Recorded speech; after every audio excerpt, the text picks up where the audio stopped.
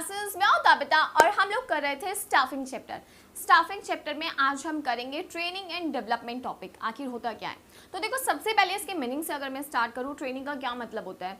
जब हम लोग कॉलेज करके या BBA MBA कोर्स करके किसी जॉब ज्वाइन करते हैं, यानी कि जॉब पर जाते हैं, तो सबसे पहले हमें ट्रेनिंग दी जाती है। क्यों? क्योंकि ना उन्हें यकीन नहीं होता कि हम लोग जो चीज़ सीख कर आए हैं क्या हम उसे अच्छी तरीके से कर पाएंगे, तो वो हमें ट्रेनिंग देते हैं। यानी कि जो चीज़ हमें आती होती है ना, उसी काम को और अच्छी तरीके से प्रैक्टिकली हमें सिखाया जाता है कि इस तरीके से काम को किया जाता है, तो उसे गाइस ट्रेनिंग कहते हैं।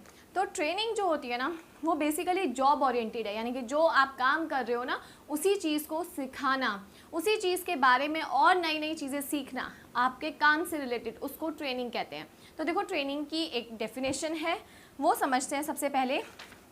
तो देखो ट्रेनिंग के बारे में लिखा है हमारे बुक में, training is a process by which attitude, skill and ability of employ to perform a specific job are increase. यानी कि ये क्या है, ये एक ऐसा प्रोसेस है जिसमें हमारा एटीट्यूड, हमारा स्किल, यानी कि हम काम को कैसे करते हैं, हमारी एबिलिटी को इन्हांस किया जाता है, इंक्रीज़ किया जाता है। एक काम से रिलेटेड जो भी हमारी एबिलिटी है उसको इंक्रीज़ किया जाता है गाइस। तो डेवलपमेंट क्या हुआ फिर, तो डेवलपमेंट जो होते हैं ना, वो ओवरऑल ग्रोथ होती है। यानी कि अगर मैं मैनेजर रैंक पर हूँ और मैं अपने सीनियर मैनेजर का काम सीख रही हूँ, तो उसे डेवलपमेंट कहेंगे, बिकॉज मैं आगे की चीज़ों को सीख रही हूँ, मैं अपने करियर के आगे के एस्पेक्ट्स को सीख रही हूँ, तो उसे डेवलपमेंट कहा जाएगा। सो डेवलपमेंट की डेफिनेशन क्या है, development refers to the learning opportunities designed to help employees grow. It is enable the overall growth of the employee.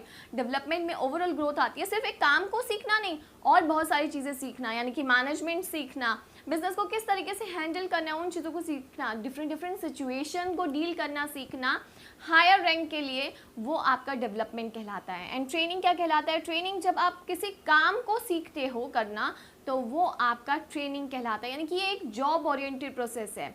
लेकिन जब हम डेवलपमेंट की बात करते हैं तो वो करियर ओरिएंटेड प्रोसेस होता है। तो ये छोटा सा डिफरेंस है ट्रेनिंग एंड डेवलपमेंट में। इसके अलावा क्या कहा जाता है, training is to enable the employ to do the better job better, यानी कि आप अपने काम को बेटर तरीके से कर पाते हो, उसे ट्रेनिंग कहते हैं। जबकि development it is to enable the overall growth of the employ, जब आपकी ओवरऑल ग्रोथ होती है ना, तो उसे डेवलपमेंट कहते हैं। राइट गाइज, तो ये था ट्रेनिंग एंड डेवलपमेंट में डिफरेंस। अब देखो इसके क्या बेनिफिट्स होते हैं। बेनिफिट्स देखो एम्प्लॉयज़ को भी होते हैं इसके, और ऑर्गेनाइजेशन को भी होते हैं। अब सबसे पहले तो हम बात करेंगे एम्प्लॉयज़ को क्या बेनिफिट होते हैं। अगर एज एन एम्प्लॉय मैं किसी कंपनी में ज्वाइन करती हूँ और मुझे ट्रेनिंग दी जाती है, और ट्रेनिंग एंड डेवलपमेंट में आपको अपॉर्चुनिटी दी जाती है कि आप नई नई चीज़ें सीख सकते हो, तो मुझे क्या बेनिफिट है।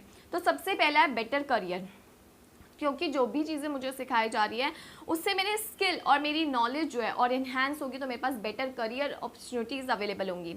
सेकंड, मोर अर्निंग। इंसान क्यों करता है काम, इंसान काम करता है पैसे के लिए। तो जब हमारी चीज़ें, हमारी एजुकेशन, हमारा स्किल काम को लेकर और अच्छा हो जाता है, तो क्या होगा, ज़्यादा पैसा मिलेगा, तो more earning. Third, more efficient to handle machines, यानी कि जब हम लोग ट्रेनिंग लेते हैं ना, लाइक मशीन कैसे ऑपरेट करनी है, तो हम उसे और अच्छे तरीके से हैंडल कर पाते हैं। और क्या होता है, इससे एक्सीडेंट्स कम होते हैं guys. Increase morale. And last में हमारा सेटिस्फेक्शन जो है अपनी कंपनी के लिए, मोटिवेशन, मोराल, ये इंक्रीज़ हो जाता है। क्यों? क्योंकि हमें लगता है कि यस हम कंपनी के लिए वर्थ हैं। कंपनी हमें ट्रेनिंग, अगर देखो कई बार स्कूल्स में ट्रेनिंग होती है, टीचर्स की ट्रेनिंग होती है, तो टीचर्स के अंदर रहता है कि यार सिर्फ 10 टीचर्स जा रही हैं, तो जो 10 टीचर्स जा रही होती है ना, उनका मोराल अलग ही होता है, यार हमें ट्रेनिंग मिल रही है, इट मीन्स हमें कुछ चीज़ें सिखाई जा रही हैं। राइट गाइज, तो मोराल इंक्रीज होता है। तो ये तो बात करें एम्प्लॉयज़ को क्या बेनिफिट होता है, तो सबसे पहला बेटर करियर अपॉर्चुनिटी उसके पास रहती है, more earning, more efficient to handle machines, increase morale. अब ऑर्गेनाइजेशन को क्या बेनिफिट है भाई, तो सबसे पहला है सिस्टमेटिक लर्निंग। ऑर्गेनाइजेशन इस तरीके से एक सिस्टमेटिक लर्निंग पैटर्न बना पाता है जिससे आपके बिजनेस में ट्रायल एंड एरर की जो गलती होनी है ना, वो नहीं होती। अब एम्प्लॉयज़ को, जैसे सपोज करो मेरे को अगर कंपनी में रख दिया, अब मुझे बैठा तो दिया है, मैं तो भाई पढ़कर आ रखी हूँ, मेरे को आता ही नहीं है काम करना, क्या होगा, गलत होगा मेरे से काम। लेकिन अगर वही चीज़ वो मुझे पहले 1 हफ्ते सिखा दे, तो क्या होगा, काम सही तरीके से करूँगी जब मैं 8वें दिन उस काम को प्रैक्टिकली करूँगी। इसका मैं आपको बहुत अच्छा एग्जाम्पल देती हूँ। बैंक में जब भी हमारी जॉब लगती है ना, तो हमारी 1 मंथ 6 मंथ्स की सिर्फ हम ट्रेनिंग पीरियड पे होते हैं।